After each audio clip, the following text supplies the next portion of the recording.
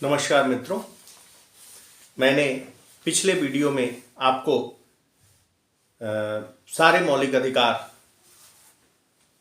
समानता का मौलिक अधिकार, स्वतंत्रता का मौलिक अधिकार, शोषण के विरुद्ध जो मौलिक अधिकार मिले हुए हैं, धर्म का मौलिक अधिकार और शिक्षा या अल्पसंख्यक संबंधी मौलिक अधिकार, ये मैंने आप लोगों को बता दिया था। आज मित्रों आप लोगों को मैं मौलिक अधिकार जो भारतीय संविधान द्वारा दिए गए, इसमें सबसे अंतिम मौलिक अधिकार यानी छठवां मौलिक अधिकार जो सबसे महत्वपूर्ण है, संवैधानिक उपचारों का अधिकार, अनुच्छेद 32, ये मैं बताने वाला हूं आप लोग। देखिए, ये अनुच्छेद 32 यानी संवैधानिक उपचारों का अधिकार, जितने भी मौलिक अधिकार मिले हुए हैं उनमें सबसे अधिक महत्वपूर्ण है। कहा जाता है कि मूल अधिकारों की रक्षा का उत्तरदायित्व उच्चतम न्यायालय और उच्च न्यायालय यानी सुप्रीम कोर्ट और हाई कोर्ट को सौंपा गया है। और वास्तव में जो उच्चतम न्यायालय या उच्च न्यायालय अर्थात सुप्रीम कोर्ट और हाई कोर्ट जिस अधिकार के आधार पर, जिस शक्ति के आधार पर आपके मौलिक अधिकारों की रक्षा करता है, उसी मौलिक अधिकार को हम संवैधानिक उपचारों का अधिकार कहते हैं। अनुच्छेद 32 के अंतर्गत सुप्रीम कोर्ट, ये 80 का सुप्रीम कोर्ट, और अनुच्छेद 226 के अंतर्गत हाई कोर्ट को अपने अपने क्षेत्र में व्यक्तियों के मौलिक अधिकारों के रक्षा का अधिकार प्राप्त है। अर्थात अगर किसी व्यक्ति के मौलिक अधिकार का उल्लंघन कोई राज्य, कोई सरकार, कोई व्यक्ति, कोई संस्था अगर कर रहा है, तो वह याचिका के माध्यम से सुप्रीम कोर्ट में अनुच्छेद 32 के अंतर्गत और हाई कोर्ट में अनुच्छेद 226 के अंतर्गत अपने अधिकारों की रक्षा के लिए याचिका दायर कर सकता है या गुहार लगा सकता है। डॉक्टर भीमराव अंबेडकर का नाम आप सब लोगों से परिचित है, जिन्हें हम प्रारूप समिति का अध्यक्ष भी कहते हैं, संविधान निर्माता के रूप में उनका नाम विख्यात है। डॉक्टर भीमराव अंबेडकर ने अनुच्छेद 32 को अर्थात इस संवैधानिक उपचारों के अधिकार को संविधान की आत्मा या हृदय कहा है। देखिए, बड़ा महत्वपूर्ण था कि डॉक्टर अंबेडकर द्वारा संवैधानिक उपचारों के अधिकार को संविधान की आत्मा या हृदय कहना ही अपने आप में इस अनुच्छेद यानी इस संवैधानिक उपचारों के अधिकार के महत्व को दर्शाता है। अब इसके अंतर्गत होता क्या है कि अगर किसी व्यक्ति के मौलिक अधिकार का उल्लंघन किया गया, किसी के भी व्यक्ति द्वारा, संस्था द्वारा, राज्य या सरकार द्वारा, तो वह व्यक्ति सुप्रीम कोर्ट या हाई कोर्ट में अपने अधिकारों की रक्षा के लिए, मौलिक अधिकारों की रक्षा के लिए गुहार लगाता है। और सुप्रीम कोर्ट अनुच्छेद 32 के अंतर्गत 5 तरह के लेख या रिट जारी करती है, जिसके माध्यम से व्यक्तियों के मौलिक अधिकारों की रक्षा करती है। यानी यह अनुच्छेद व्यक्तियों के मौलिक अधिकारों की रक्षा का मूलतः अनुच्छेद है। इसमें जो 5 तरह के रिट जारी किए जाते हैं, 5 लेख या रिट जारी किए जाते हैं, वो क्या है मित्रों? वही इस अनुच्छेद 32 का महत्वपूर्ण और मूलभूत अंग है। अब इन रिट के बारे में मैं आपको बताऊंगा। ये जो पहला लेख है, इसे कहते हैं बंदी प्रत्यक्षीकरण। बंदी प्रत्यक्षीकरण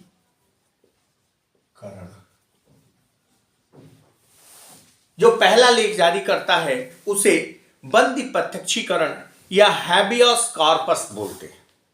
इंग्लिश में इसे हैबियस कॉर्पस कहते हैं, अंग्रेजी में इसे हैबियस कॉर्पस कहते हैं और हिंदी में इसे कहते हैं बंदी प्रत्यक्षीकरण। अब वास्तव में यह बंदी प्रत्यक्षीकरण होता क्या है? जैसा कि नाम है बंदी, इसमें बताया गया कि इस लेख द्वारा, यानी सुप्रीम कोर्ट या हाई कोर्ट ये लेख कब जारी करती है, यानी इस लेख के द्वारा वह किसी ऐसे व्यक्ति जिसको नजरबंद किया गया है, उस नजरबंद व्यक्ति को न्यायालय में उपस्थित करके यह निश्चित किया जाता है कि उस व्यक्ति की नजरबंदी वास्तव में न्याय संगत है या नहीं है। यदि उस व्यक्ति की नजरबंदी अवैध होती है या न्याय संगत नहीं होती तो न्यायालय उसे तुरंत रिहा कर देता है। अब देखिए, नाम से बंदी प्रत्यक्षीकरण, यानी बंदी को प्रत्यक्ष करो, बंदी को न्यायालय के सामने ले आओ ताकि यह पता चले, न्यायालय देखे कि जिस व्यक्ति को आपने बंदी बनाया वह व्यक्ति वास्तव में दोषी है या नहीं है, या आपने जिस कारणवश बंदी बनाया वह कारण न्याय संगत या तर्क संगत है कि नहीं है। अगर सुप्रीम कोर्ट या हाई कोर्ट यह पाती है कि आपके द्वारा उसको नजरबंद किया जाना या बंदी बनाया जाना न्याय संगत नहीं है तो वह उसे अवैध घोषित कर उस व्यक्ति को तुरंत रिहा कर देती है। इसे हिंदी में बंदी प्रत्यक्षीकरण या अंग्रेजी में हैबियस कॉर्पस बोलते हैं। दूसरा, परमादेश। इसको नोट करते चलिएगा, परमादेश। देखिए, बहुत महत्वपूर्ण है, वीडियो पॉज करके बाद में नोट कर लीजिएगा आप लोग, अगर इस समय ना हो तो। देखिए, इसको कहते हैं अंग्रेजी में मैंडमस, परमादेश। नाम से है परमादेश, यानी यह रिट तब जारी किया जाता है जब न्यायालय को यह लगता है कि कोई लोक प्राधिकारी, कोई लोक सेवक या कोई अधिकारी अपने दायित्व का निर्वहन नहीं कर रहा, या अपने दायित्व के निर्वहन से वो इंकार कर रहा है या हीला हवाली कर रहा है।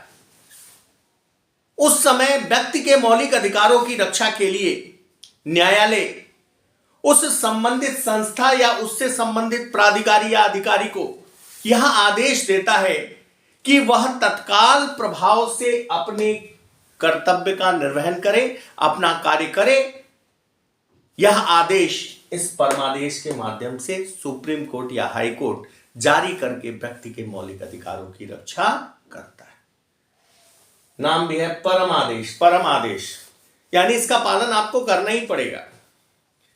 देखिए, बहुत सारी समस्याएं आती है। आप देखिए, आम जनजीवन में कोई अधिकारी है, कोई आपका काम है, आपको दौड़ाया जा रहा है, आपका काम नहीं कर रहा है,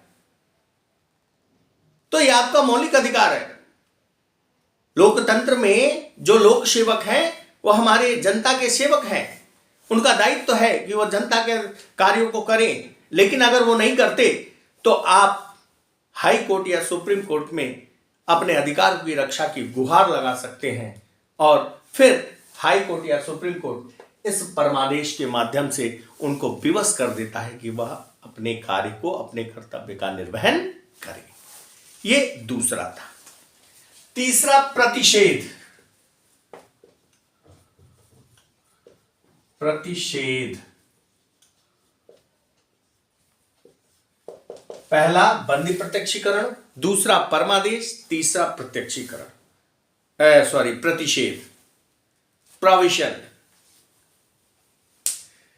हैबियस कॉर्पस, मैंडमस और प्रोविशन यानी प्रतिषेध। यह लेख उच्च न्यायालय या उच्चतम न्यायालय किसी अधीनस्थ न्यायालय या न्यायाधिकरण को जारी करता है। सुप्रीम कोर्ट अपने से अधीनस्थ न्यायालय यानी उच्च न्यायालय को जारी कर सकता है। उच्च न्यायालय अपने से अधीनस्थ न्यायालय या अर्ध न्यायिक संस्था या न्यायाधिकरण को जारी कर सकता है। यह किस लिए जारी किया जाता है?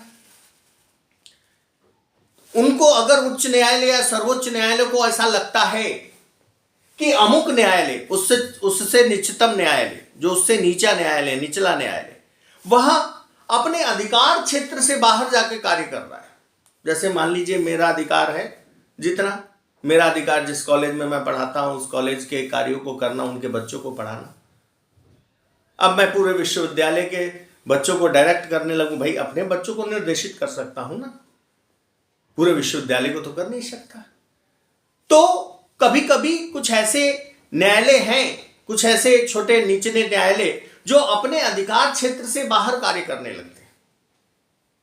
और अधिकार क्षेत्र से बाहर कार्य करने का अर्थ है उनकी मंशा उचित नहीं है, कहीं ना कहीं किसी के मौलिक अधिकार का हनन हो रहा है, तो उस समय वह व्यक्ति सुप्रीम कोर्ट या हाई कोर्ट में यह गुहार लगाता है कि इस न्यायालय के अधिकार क्षेत्र से यह कार्य बाहर है, या इस न्यायाधिकरण के अधिकार क्षेत्र से यह कार्य बाहर है, फिर भी यह न्यायालय यह कार्य कर रहा है, तो कृपया न्यायालय को रोककर हमारे मौलिक अधिकारों की रक्षा करें। उस समय प्रतिषेध रोकना, प्रतिषेध का अर्थ रोकना, उस समय उच्चतम न्यायालय या उच्च न्यायालय अपने अधीनस्थ न्यायालयों को रोकता है कि यह तुम्हारे कार्य क्षेत्र से बाहर है, तुम इस कार्य को मत करो।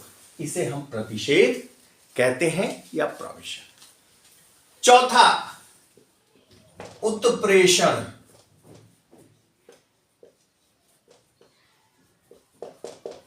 सर्श्योरी, इसकी इंग्लिश है सर्श्योरी, हैबियस कॉर्पस, मैंडमस, प्रोविजन और सर्श्योरी।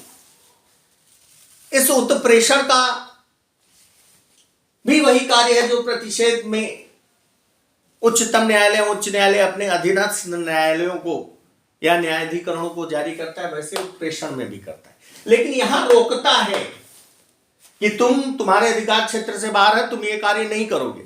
लेकिन यहां क्या करता है कि वह उसकी कार्रवाई को अपने पास मंगा लेता है। जैसे मान लीजिए एक हमारे परिचित का मामला था, उनका कुछ मुकदमा था और जो विपक्ष का था वो बहुत प्रभावशाली वर्ग का के लोग थे, तो उस व्यक्ति को यह शक था कि ये लोग हमारे अगेंस्ट चले जाएंगे, यानी वास्तव में न्याय नहीं करेंगे। तो उसने सुप्रीम कोर्ट में गुहार लगाई कि वास्तव में इस मुकदमे को यहां से हटाकर या तो अपने पास ले लें या किसी और न्यायालय को दे दें। तो उस समय सुप्रीम कोर्ट ने इनिशिएटिव लिया और सुप्रीम कोर्ट ने इसी उत्प्रेषण यानी सर्श्योरी का प्रयोग किया। प्रतिषेध में रोकता है कि तुम्हारे अधिकार क्षेत्र में नहीं, ये कार्य मत करो, अपने निश्चितम न्यायालय, निचले न्यायालय या न्यायाधिकरण को। यहां क्या करता है कि उनको रोकता तो है, रोकने के साथ साथ वो मंगा लेता है कि अब तुम नहीं करोगे, इस पे निर्णय हम करेंगे। यानी अगर उसको शक हो कि कहीं ना कहीं इसमें अन्याय हो सकता है, तो उच्च न्यायालय या उच्चतम न्यायालय अपने अधीनस्थ न्यायालयों से ऐसे मामलों को सीधा ही सीधा अपने पास मंगवाकर उसके न्याय को कर सकते हैं या उसको देख सकते हैं। इस प्रकार वह उत्प्रेषण के माध्यम से मौलिक अधिकारों की रक्षा करते हैं। जो पांचवा था, अधिकार परीक्षा।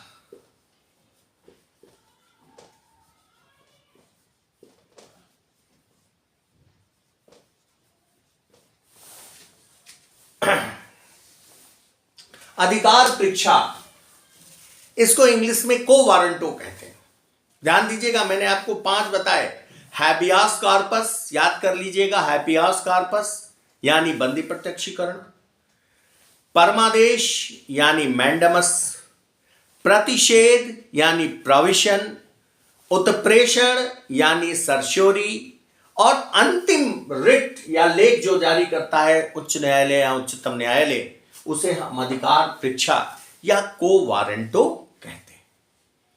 इस लेख में क्या करता है सुप्रीम कोर्ट, ध्यान दीजिएगा एक चीज और यहां मैं बता दूं आपको कि ये चारों 1 2 3 4 यह जिस व्यक्ति के साथ हो रहा है वही व्यक्ति याचिका करता होगा इन चारों में, जिसके मौलिक अधिकार का हनन हो रहा है। लेकिन इस 5वें में ऐसा नहीं है कि जिस व्यक्ति के साथ हो रहा है वही याचिका, कोई अलग व्यक्ति भी याचिका दायर कर सकता है, कोई दूसरा व्यक्ति भी उसके अधिकारों की रक्षा की बात कर सकता है, उसके अधिकारों की रक्षा के इच्छुक व्यक्ति भी इस चीज की मांग कर सकता है कि यह अधिकार परीक्षा की जाए। यहां चारों में उस व्यक्ति को स्वयं आना पड़ता है जिसके मौलिक अधिकार का हनन हुआ, लेकिन यहां ऐसा नहीं है, यहां कोई भी व्यक्ति कर सकता है। अब इसमें क्या होता है, इस अधिकार परीक्षा के लेख के माध्यम से सुप्रीम कोर्ट या हाई कोर्ट किसी ऐसे व्यक्ति को किसी ऐसे पद पर कार्य करने से रोकती है जिसके वह कानूनी तौर पर योग्य ना हो। न्यायालय इस आदेश के, इस लेख के माध्यम से किसी की नियुक्ति या पदोन्नति पर रोक लगा सकते हैं। मान लीजिए कोई व्यक्ति है, योग्य नहीं है, लेकिन उसको अभी हाल ही में मामला आया लखनऊ विश्वविद्यालय का, बड़ा मैटर गरमाया हुआ है इसी लेख का प्रयोग। तो कोई ऐसा व्यक्ति है जो उस पद के योग्य नहीं है, लेकिन उसकी नियुक्ति हो गई, और अगर न्यायालय के पास ऐसी याचिका जो व्यक्ति प्रभावित है वो डाले, या कोई भी तीसरा व्यक्ति डाल दे कि फलाने की नियुक्ति हुई है या उचित नहीं है, कानून के तौर तरीके नियम कानून के अनुसार नहीं हुई है, तो न्यायालय उस पर कार्यवाही करती है, देखती है, अगर वास्तव में वह गलत है तो उसकी नियुक्ति या पदोन्नति को रोक सकती है। एक उदाहरण मैं आपको देता हूं। मेरे बुआ जी के लड़के हैं, बड़े लड़के, उनके साथ भी ऐसी घटना घटी। उनकी नियुक्ति कहीं वांट आया, उन्होंने डाला, उनकी नियुक्ति नहीं हुई, किसी दूसरे की नियुक्ति हो गई। तो उनको लगा कि भाई हो सकता है कि वो आदमी योग्य हो, हमसे उनकी नियुक्ति हो गई, वो छोड़ दिया, अपना अलग तैयारी करने लगे। तब तक किसी दूसरे व्यक्ति ने, जो दूसरे नंबर पे था, पहले नंबर पे किसी और की नियुक्ति, दूसरे पे कोई और, तीसरे पे थे, दूसरे व्यक्ति ने न्यायालय में यह अपील की कि यह जो नियुक्ति हुई है यह नियम और कानून संगत नहीं है, यह कानून के विरुद्ध, नियम के विरुद्ध हुई है, अतः हमारे मौलिक अधिकार की रक्षा करें। हाईकोर्ट ने तुरंत संज्ञान में लिया और हाईकोर्ट ने जांच कराया। जांच के बाद यह पाया गया कि जिसकी नियुक्ति हुई है वह भी लायक नहीं है और जिसने अपील की वह भी लायक नहीं था। इनको बुलाकर उस पद पर नियुक्ति पत्र दिया गया। यानी इन्होंने पीड़ित थे, लेकिन इन्होंने कोई याचिका नहीं दायर की, याचिका किसी और ने दायर की। जिसने दायर की वह भी लायक नहीं निकला, जिसकी नियुक्ति हुई थी वह भी लायक नहीं निकला कानूनी तौर पे, और यह लायक निकले तो इनको घर से बुलाकर इनको नियुक्ति दे दी गई। इस प्रकार इस अधिकार परीक्षा के आदेश लेख के माध्यम से सर्वोच्च न्यायालय या उच्च न्यायालय, सर्वोच्च न्यायालय अनुच्छेद 32, ध्यान दीजिएगा, अभी नोट कर लीजिए कहीं, सर्वोच्च न्यायालय अनुच्छेद 32 के अंतर्गत और उच्च न्यायालय यानी हाई कोर्ट अनुच्छेद 226 के अंतर्गत व्यक्तियों के मौलिक अधिकार की रक्षा के लिए ये 5 तरह के रिट जारी करता है। अभी मैं आपको बता दूं 5 तरह के जो रिट हैं: बंदी प्रत्यक्षीकरण, परमादेश, प्रतिषेध, उत्प्रेषण और अधिकार परीक्षा। बंदी प्रत्यक्षीकरण हैबियस कॉर्पस, परमादेश मैंडमस, प्रतिषेध प्रोविशन, उत्प्रेषण सर्श्योरी और अधिकार परीक्षा यानी को वारेंटो। ये 5 लेख के माध्यम से अनुच्छेद 32 के अंतर्गत संवैधानिक उपचारों के अंतर्गत सुप्रीम कोर्ट हमारे मौलिक अधिकारों की रक्षा करता है। एक चीज और, चूंकि मौलिक अधिकार खत्म हो रहा है, अब इसके बाद हम राज्य के नीति निर्देशक तत्व पढ़ने वाले हैं। अगले वीडियो में मैं उसको डालूंगा, चूंकि थोड़ा लंबा है तो हो सकता है 2 वीडियो बना के या 3 वीडियो बना के मैं उसको पूरा करूं। यहाँ एक चीज मैं आज विदा लेने से पहले एक चीज मैं आपसे बता दूं कि कुछ अधिकार केवल मौलिक अधिकार अनुच्छेद 12 से लेकर अनुच्छेद 32 तक जो मौलिक अधिकार हैं उसमें कुछ केवल नागरिकों को मिले हुए हैं। जैसे अनुच्छेद 15, 16, 19, 29, 30, 15, 16, 19, 29, 30, यानी ये 5 अनुच्छेद केवल और केवल नागरिक के लिए है जो भारत का नागरिक है। और कुछ ऐसे अनुच्छेद हैं जो व्यक्तियों के लिए हैं, यानी विदेशियों को, व्यक्ति माने भारत के लिए, हम भारत के नागरिक हैं, हम भारत के लिए नागरिक हैं, और कोई अमेरिकन है वह हमारे लिए व्यक्ति है। यानी विदेशियों को भी कुछ मौलिक अधिकार मिले हुए। अनुच्छेद 14, अनुच्छेद 20, अनुच्छेद 21, अनुच्छेद 23, 24, 25, 26, 27, 28, यानी 14, 20, 21, 23, 24, 25, 26, 27, 28, यानी ये 9 अनुच्छेद ऐसे हैं जो विदेशियों को भी प्राप्त हैं, केवल भारतीय नागरिकों को नहीं। बाकी अनुच्छेद जो हैं, जैसे अनुच्छेद 15, 16, 19, 30, 19, 29, 30 यह केवल और केवल भारतीय नागरिकों को ही प्रदान किए गए हैं। यह बताना था मुझे आपको। मित्रों, आज का वीडियो मैं यहीं समाप्त करूंगा। समाप्त करने से पहले आप लोगों से एक रिक्वेस्ट है कि आप इस चैनल को अधिक से अधिक सब्सक्राइब कीजिए, लाइक कीजिए और शेयर कीजिए, ताकि जो बच्चे TGT, PGT, higher education, NET इत्यादि की या किसी भी कंपटीशन की तैयारी कर रहे हैं उन तक यह वीडियो पहुंच सके और वह लाभ उठा सके। नमस्कार मित्रों।